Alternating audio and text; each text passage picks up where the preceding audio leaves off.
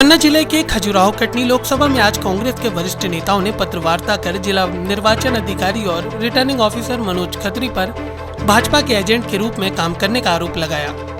भारत निर्वाचन आयोग लोकसभा निर्वाचन 2019 को पूर्णतः निष्पक्ष एवं पारदर्शी तरीके से संपन्न कराने प्रतिबद्ध है, ताकि मतदाताओं और नागरिकों को लोकतंत्र में चुनावी प्रक्रिया पर भरोसा बरकरार रहे और निर्वाचन में किसी भी तरह की गड़बड़ी न हो और निष्पक्ष चुनाव हो।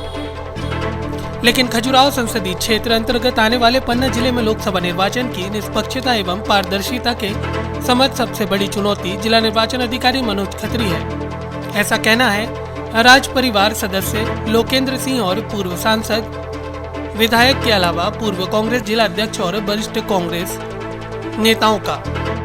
मूल उद्देश्य ये है कि जो चुनाव आयोग की नियम है, प्रत्याशी जब फॉर्म डालने जाता है तो उसके जो है निर्धारित संख्या है कि इतने लोग ही जाएंगे अंदर प्रत्याशी के।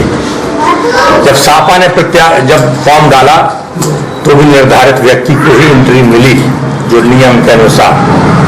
जब हमारी कांग्रेस पार्टी ने जब फॉर्म डाला तो गेट में ही पुलिस लग गई थी और केवल निर्धारित की संख्या ही प्रवेश की अनुमति दी गई। लेकिन अभी कई प्रत्याशी बीबी शर्मा जी ने फॉर्म डाला तो हमारे चुनाव मुख्य निर्वाचन अधिकारी महोदय ने ये नियम जो है ताक में रख के और निर्धारित जो संख्या है चुनाव आयोग की अंदर जाने की, उससे 4-5 गुना अधिक लोग प्रवेश कर गए।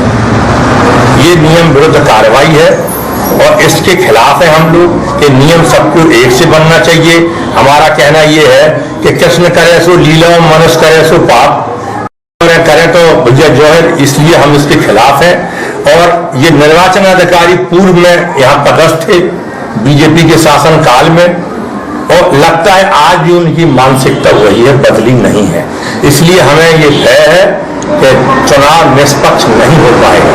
पक्षपात रवैया अभी फॉर्म डलवाने में दिखा और अभी भी पक्षपात कई जो है बंदे से तोड़ी जाए, कई नियम तोड़े जाए। चुनाव आयोग अनुरोध है कि इनको तत्काल अविलंब हटाया जाए और निष्पक्ष चुनाव करवाए। ऐसा ही प्रतीत हो रहा है, उनका कार्यकलाप ऐसे ही बता रहा है। उनका एक दलाल चला गया है, बघेल, संतोष सिंह बघेल चला गया है। अब दूसरा आएगा, पूरी तरह से इनका इसी में सबसे बड़ी कमाई है उसकी। मेरी ख्याल से 10-20 lakh per month, 50-1 crore per month कमाता। कांग्रेस क्या इसको पाएगी? इस पर हम लोग इसको भी चुनाव आयोग को लेंगे, मुख्यमंत्री को लेंगे। चुनाव आयोग को एक पत्र लिख रहे हैं। दूसरा मेरा ये कहना है कि आरएसएस की तो शाखा लगाने की अनुमति देते हैं वो छत्साल पार्क में, लेकिन छत्साल पार्क में, और अम्बेडकर जयंती की सभा मनाने के लिए नहीं देते अनुमति। एक बात। दूसरी बात यह है कि टेक्निकल स्कूल में जो उनने अभी कल फॉर्म भरते समय एक आम सभा करी है आरएसएस वालों ने, वो टेक्निकल स्कूल का ग्राउंड है, प्राइवेट ग्राउंड नहीं है। वो तलैया फील्ड में कर सकते थे, नजरबाग में कर सकते थे, वो तो एक स्कूल कैंपस है। वहां अनुमति इनने कैसे दी, ये भी एक प्रश्न चिन्ह खड़ा। आचार संहिता को वो भी उल्लंघन है। रेत खदानों को लेकर कलेक्टर पर आरोप लगते रहे हैं कि रेत है कि ये प्रो बीजेपी इनकी पूरी मानसिकता रही है। इसके भुक्तभोगी बहुत से कांग्रेसी हैं, स्वतः मैं भी भुक्तभोगी हूँ, और भी दूसरे हमारे जैसे राजकुमार जैन जी हैं, और भी बहुत से ऐसे कांग्रेसी हैं जिन्होंने इसकी प्रताड़ना सही है। पूरा बीजेपी माइंड का आदमी है और इनके जो भी क्रियाकलाप रहे हैं उन्हीं के लिए इनकी जो अधिकारी लोग थे वो सिर्फ स्वतः इसलिए नाराज। इसकी मानसिकता कलेक्टर साहब की है। आचार संहिता का, पूरा चुनाव आयोग का, सभी का माखौल उड़ा के एक तरफा बीजेपी के लिए कार्य कर रहे हैं। मनोज खत्री जी कर रहे हैं, कलेक्टर पन्ना कर रहे हैं। और हम लोगों को तो कानून बता, हम लोग फॉर्म भरने गए, हम लोगों को गेट पे ही पुलिस के द्वारा रुकवा दिया गया। हमारे कैंडिडेट 5 ही लोगों को अंदर जाने दिया, दूसरों को जो है 25-30, 40 लोग फॉर्म भरने गए। इसका क्या मतलब होता? शिवराज सिंह आ रहे थे, सभी कानून और नियम को तोड़ते हुए पॉलिटेक्निक वहां पे ग्राउंड पे उनकी सभा कराई। और वहाँ उनको बाकायदा रोड उनके लिए रिजर्व कर लिए, निकलने के लिए उनके रास्ते अलग हो गए।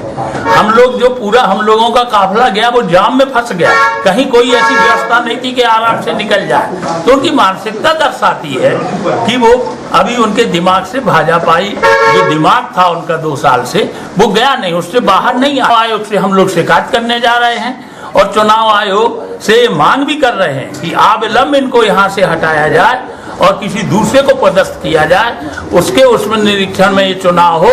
नहीं तो हम चुनाव की वैधता को उचित नहीं मानते कि चुनाव सही ढंग से हो पाएगा। वो तो 2 साल से दे रहे हैं। कुछ लोग तो ये तक कहते हैं कि उनकी खुद पार्टनरशिप है रेत माफियाओं से। 20 लाख नगर के सुधार के लिए दिए थे। कलेक्टर ने एक मुश्त 20 लाख रुपए सीधे आरएसएस के ग्राउंड में आरएसएस के लिए छात्रावास के लिए दे दिए। ये गलत बात है और आरएसएस के पक्ष में देना, एक मुश्त धन देना, ये बिल्कुल गलत है। 5 यहाँ पर हॉस्टल बहुत हैं, उन सब हॉस्टलों को 5-5 लाख रुपए दे देते, बराबर बांट देते।